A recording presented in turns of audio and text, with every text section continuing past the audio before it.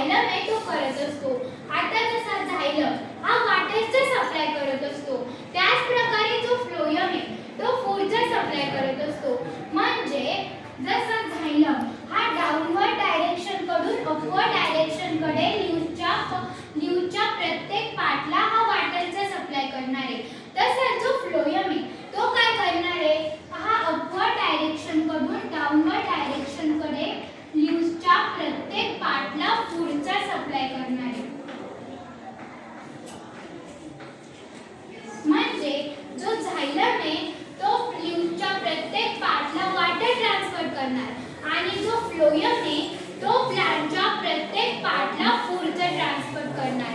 आता आहे transpiration food. आता ट्रान्सपिरेशन फूड म्हणजे काय, ज्यावेळेस एखाद्या ल्यूज, आता ल्यूजला छोटे छोटे पोअर्स असतात, तर ज्यावेळेस ल्यूजमध्ये इव्हॅपोरेशन म्हणजे बाष्पीभवन हे ज्यावेळेस जास्त प्रमाणात होतं, तर त्यावेळेस जे ल्यूजला जे वाटरची आहे ती कमतरता असते.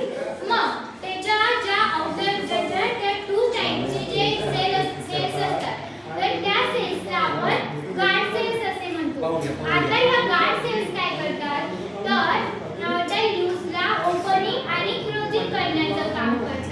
तर मग नंतर सेल्स जर त्या सेल्समध्ये वाटरचं प्रमाण जास्त झालेलं आहे, तर म्हणजे ज्या सेल्समध्ये वाटरचं प्रमाण जास्त झालेलं आहे तिथे प्रेशर निर्माण होणार. जे ल्यूज आहे त्यांच्यामधलं पाण्याचं प्रमाण हे कमी झालेलं असतं.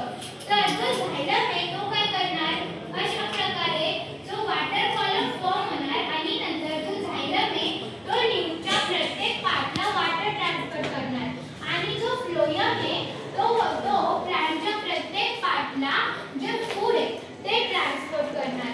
आता एक्सक्रेशन. आता एक्सक्रेशन म्हणजे उत्सर्जन संस्था. म्हणजे उत्सर्जन संस्था ही काय करते, आपल्या शरीरातलं जे अनवांटेड झालेलं जे मटेरियल आहे ते बाहेर काढण्याचं काम जी सिस्टीम करते, त्या सिस्टीमला आपण एक्सक्रेशन म्हणजे उत्सर्जन संस्था असे म्हणतो.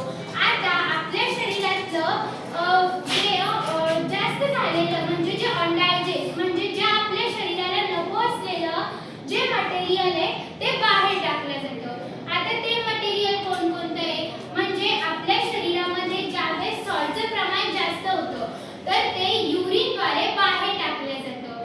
तर जी सिस्टीम हे कार्य करते तर त्या सिस्टीमला आपण एक्सक्रेशन सिस्टीम असे म्हणतो. म्हणजे जे पचन झालेले जे मटेरियल आहे ते एका बाजूला म्हणजे स्मॉल इंटेस्टाइन मध्ये साठवलं जातं आणि जे अनडायजेस्ट झालेलं फूड आहे म्हणजे जे आपल्या शरीराला नको असलेलं आहे ते बाहेर टाकलं जातं.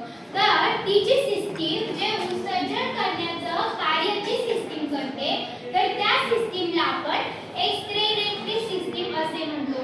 म्हणजे ही सिस्टीम आपल्या शरीरातलं जे अनडायजेस्ट झालेलं जे फूड आहे ते बाहेर टाकण्याचं काम करते.